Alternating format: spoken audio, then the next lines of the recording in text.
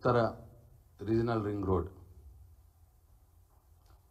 దానిపై కాంగ్రెస్ ప్రభుత్వం అట్లనే ఆర్ఎండ్బి శాఖ మంత్రి కోమటిరెడ్డి రాజగోపాల్ రెడ్డి గారు కోమటిరెడ్డి వెంకటరెడ్డి గారు దుష్ప్రచారం చేస్తూ ఉన్నారు.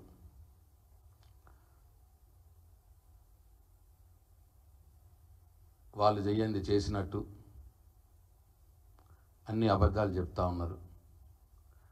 వాస్తవాలు ప్రజలకు మీ మీడియా ద్వారా తెలియాలని చెప్పి ఈ పత్రికా సమావేశం పెట్టడం జరిగింది. గత సంవత్సర కాలంగా మనం గమనిస్తుంటే అబద్ధాలు చెప్పడంలో ముఖ్యమంత్రి గారు మంత్రులు ఒకరికొకరు పోటీపడి మరీ అబద్ధాలు చెప్తున్నారు, ప్రచారం కూడా చేస్తూ ఉన్నారు. వీళ్ళు చెప్పే అబద్ధాలు ఎట్లున్నాయంటే అబద్ధమే సిగ్గుపడేటట్టు ఇవాళ వాళ్ళు అబద్ధాలు ఆడుతూ ఉన్నారు. కేసీఆర్ గారు చేసిన పనులను తామే చేసినట్టు గొప్పలు చెప్పుకుంటూ ఉన్నారు. ఇది ఎట్లుందంటే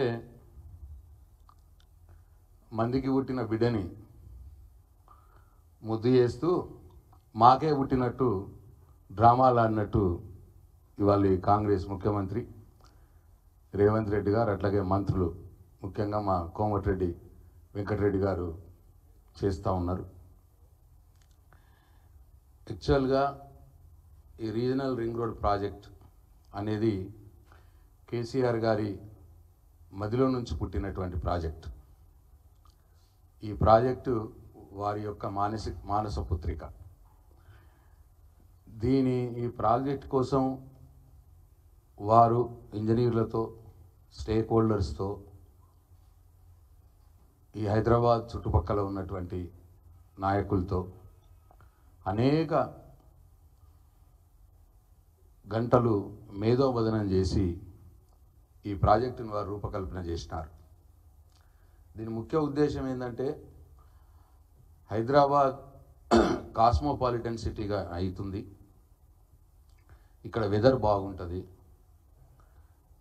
ఈ డెవలప్మెంట్కి ఎక్కువ స్కోప్ ఉన్నది హైదరాబాద్ సిటీకి. అట్లాగే హైదరాబాద్ నుంచి 100 కిలోమీటర్లు రేడియస్లో ఉన్నటువంటి ఇతర జిల్లాలు కూడా మెదక్ కావచ్చు, నల్గొండ కావచ్చు, మహబూబ్నగర్ కావచ్చు, రంగారెడ్డి కావచ్చు, ఈ జిల్లాల్లో కూడా ఉన్నటువంటి సెటిలైట్ టౌన్స్ కావచ్చు, ఆ ప్రాంతాలు కావచ్చు డెవలప్ కావాలి. ఈ 100 కిలోమీటర్ల చుట్టూతా ఏరియాని డెవలప్ అయితే హైదరాబాద్ పెద్ద ఎకనామిక్ జోన్గా తయారవుతుంది. ఈ దేశంలోనే మంచి నగరంగా, ఫాస్టెస్ట్ గ్రోయింగ్ నగరంగా ఎదుగుతుంది అనే దూరదృష్టితోటి ఆ రోజు అప్పటి ముఖ్యమంత్రి కేసీఆర్ గారు ఈ రీజనల్ రింగ్ రోడ్ ప్రాజెక్ట్కి రూపకల్పన చేసినారు. ఇదేంటంటే నార్త్ రీజనల్ రింగ్ రోడ్ ఉత్తర భాగం ఏమో 160 కిలోమీటర్లు సుమారు, దక్షిణ భాగం ఏమో 190 కిలోమీటర్లు సుమారు, అంటే 350 కిలోమీటర్ల మొత్తం పొడవున ఈ రీజనల్ రింగ్ రోడ్ ప్రాజెక్టుని చేపట్టాలి.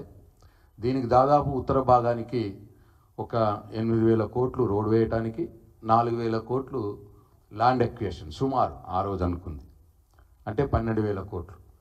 దక్షిణ భాగానికి వచ్చి అది 190 కిలోమీటర్లు ఎక్కువ ఉంది కాబట్టి దానికి 5,000 కోట్లు ల్యాండ్ ఎక్విజిషన్, 10,000 కోట్లేమో రోడ్ వేయటానికి, అంటే అది 15,000 కోట్లు. దక్షిణ భాగం 15,000 కోట్లు, ఉత్తర భాగం 12,000 కోట్లు, మొత్తంగా 27,000 కోట్లతో ఈ రీజనల్ రింగ్ రోడ్ ప్రాజెక్ట్ చేసుకోగలిగితే హైదరాబాద్ సిటీ, హైదరాబాద్ చుట్టుపక్కల 100 కిలోమీటర్ల చుట్టుపక్కల ఉన్న ప్రాంతం అంతా కూడా డెవలప్ అవుతుంది. తెలంగాణకే ఇది ఒక ఎకనామిక్ జోన్గా తయారవుతుంది అన్న ఉద్దేశంతో ఈ ప్రాజెక్టును రూపకల్పన చేసినారు.